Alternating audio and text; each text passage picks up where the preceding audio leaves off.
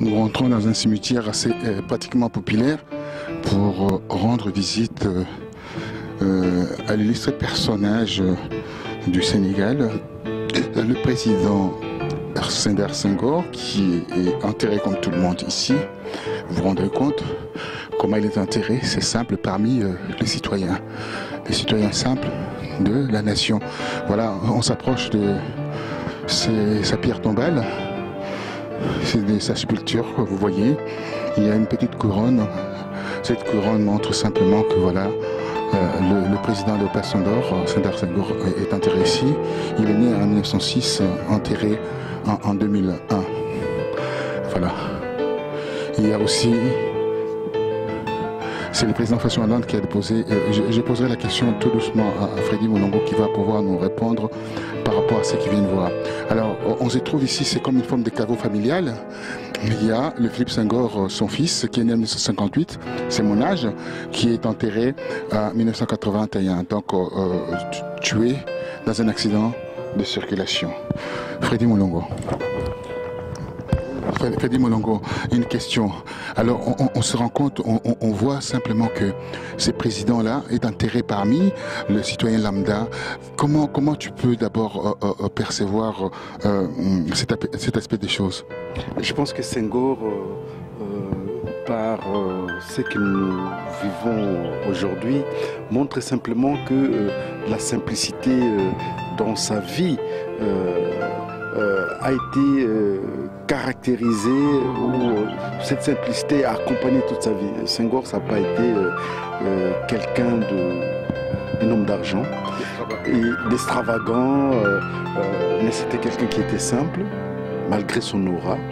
Et le fait qu'il soit enterré ici, parmi d'autres Sénégalais, qui n'est même pas un mausolée pour lui, ça montre simplement que cette personne avait une personnalité qui doit aujourd'hui parler à la jeune génération africaine et aussi sénégalaise. Je crois qu'il ne suffit pas d'occuper un poste.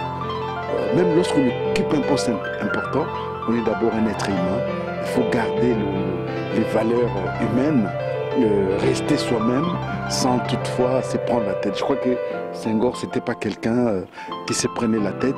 Et là, en voyant ces bouquets de fleurs du président François Hollande, je crois que la France répare ce qui s'est passé. Parce que vous savez que lorsque le président Léopold Sédar Senghor est décédé en France, ni Jacques Chirac, c'était à l'époque de cohabitation, donc ni le président Jacques Chirac, ni encore le premier ministre Jospin n'avaient accompagné cet homme qui était un académicien. Vous savez que dans les écoles françaises, on lit les textes de Léopold Sédar Senghor. Donc le fait que le président Hollande soit venu ici et qu'il ait déposé ces gerbes de fleurs sur la tombe de Léopold Sédar Senghor, je crois que la France fait une réparation que les Africains attendaient. Parce que Léopold Sédar Senghor n'était plus un Sénégalais, c'était vraiment un Africain, et même sa négritude est allée au-delà du Sénégal. Donc je pense que là c'est un beau geste, mais en même temps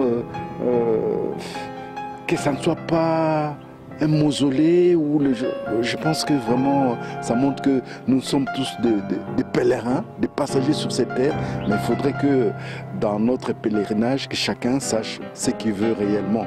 Et je crois que Léopold Sédar Senghor a su en avance ce qu'il voulait, demeurer un président simple pour les Sénégalais et même pour l'Afrique. Vous savez que depuis qu'il a quitté le pouvoir, Léopold Sédar Senghor ne parlait jamais de sujet sur le Sénégal. Il ne parlait pas du Sénégal. Il est resté en Normandie là-bas avec son épouse, mais il ne parlait plus du Sénégal. Mais c'est quelqu'un qui a vraiment des références, et je suis vraiment heureux, je crois que Roger, toi aussi, que nous soyons vraiment aujourd'hui devant cette tombe de Léopold Sédar Senghor pour lui dire que nous aussi, on respecte ce qu'il a été comme grande personnalité africaine à travers le monde. Merci Freddy. De l'illustre personnage, l'ancien président Sédar Senghor, né en 1906, mort en 2001. Voilà, il y a aussi son fils qui est mis dans le même caveau. L'impression par rapport à cela? Moi, c'est d'abord une grande émotion d'être ici.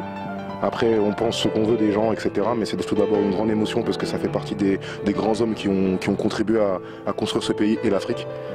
Donc c'est tout d'abord une grande émotion en dehors de toute considération.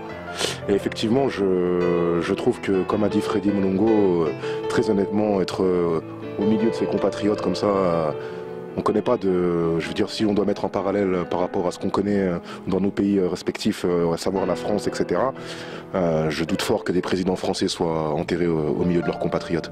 Donc ce qui note d'une grande simplicité et d'une grande proximité au niveau de la population. J'aimerais aussi rebondir sur l'histoire avec son fils, l'un de ses deux fils. On voit qu'il était On a eu l'occasion de pouvoir visiter sa maison ce matin. On avait déjà pu constater qu'effectivement il avait été très choqué par la perte de ses enfants. Et il a tenu apparemment à reposer en paix avec son fils côte à côte. Donc c'est vraiment, voilà, en dehors de toutes les considérations politiques et autres, pour moi c'est un grand homme. C'est un très grand homme. Merci à toi. On va visiter le monument aux soldats sénégalais morts au combat pour la France. Nous allons les tirailleurs sénégalais, tout à fait. Ok, merci. Merci.